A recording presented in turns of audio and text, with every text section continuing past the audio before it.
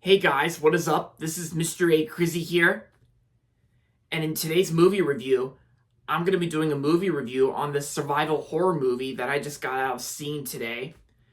Yeah, and I actually went and saw this movie at the Arundel Mills Cinemark today while my parents were out while walking through the mall, as well as eating lunch.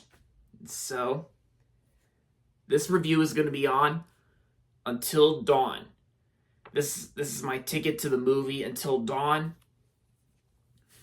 And so, Until Dawn is based on a horror video game released 10 years ago in 2015. And so, and of course, they just made a movie about it, which came out the same day as The Accountant 2. And so, Until Dawn comes to us from the director of the Shazam movies and Lights Out, which I consider to be one of the best horror films to come out in 2016. And yeah, this movie's directed by David F. Sandberg. And so, and like I said, it's based on a video game too. So, yeah. So in this movie, we follow like Clover and her friends, of course. And this movie also takes place 1 year after her sister disappeared. Clover and her friends head to a remote valley where she vanished to search for answers. Exploring an abandoned visitor center, they soon encounter a masked killer who murders them one by one. However, when they mysteriously wake up at the beginning of the same night, they're forced to relieve the terror over and over again. And yeah, it kind of does almost feel like Happy Death Day in a way, because it kind of almost feels like in a way of like the 2017 movie Happy Death Day. Yeah. Even though this is far more serious than Happy Death Day, since this is a survival horror movie. And of course, like I said, this comes to us from David F. Sandberg, and so yeah. So that's pretty much all you need to know about what this movie's about based on the video games. So yeah. So when I first saw trailers to this movie, it kind of did interest me a little bit, even though I'm not really that much of a video game player anymore, since I don't really play video games all that much anymore. And plus also, I don't play horror video games either, since yeah, probably because horror video games weren't really my thing back when I used to play video games all the time. But I do like movies based on video games a little bit. It's like sometimes they're good, sometimes they're bad, sometimes they're eh. But I started to get interested in checking out this movie, even though this movie came out the same day as The Accountant 2.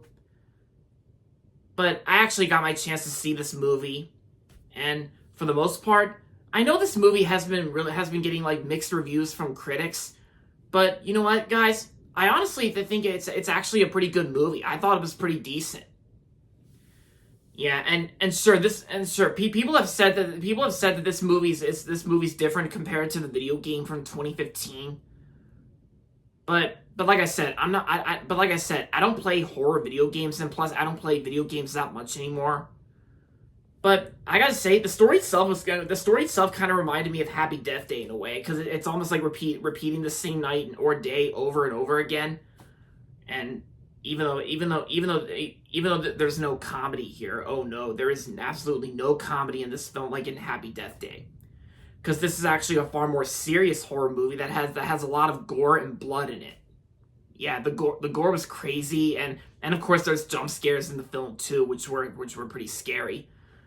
But yeah, the movie was scary, but for the most part, it was still an enjoyable movie in my opinion. I liked it.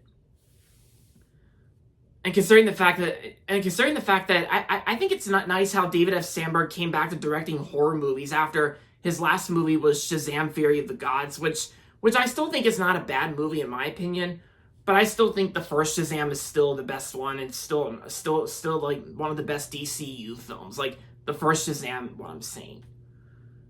But like I said, I think it's nice how David F. Sandberg decided to come back to directing horror movies, and I gotta say, I do appreciate David F. Sandberg's direction here, like the way he's trying to put effort into his horror work.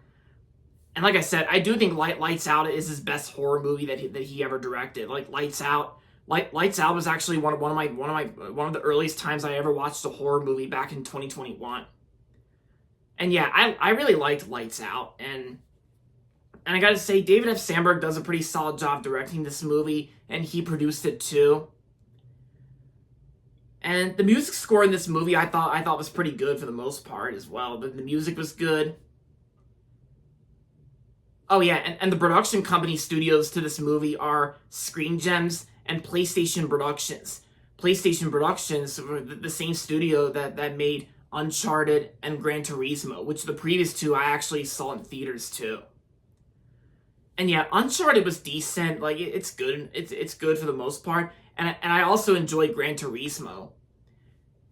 And I think this is actually the first movie from PlayStation Productions to be a horror movie, considering the fact that it's based on a horror video game, like I just said.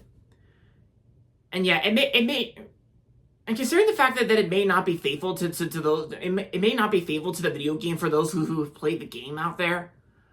But for the most part, I kind of liked it. Like that's just my opinion. And also, we can't forget about the acting performances. I gotta say, the performances in this movie I thought were pretty good too.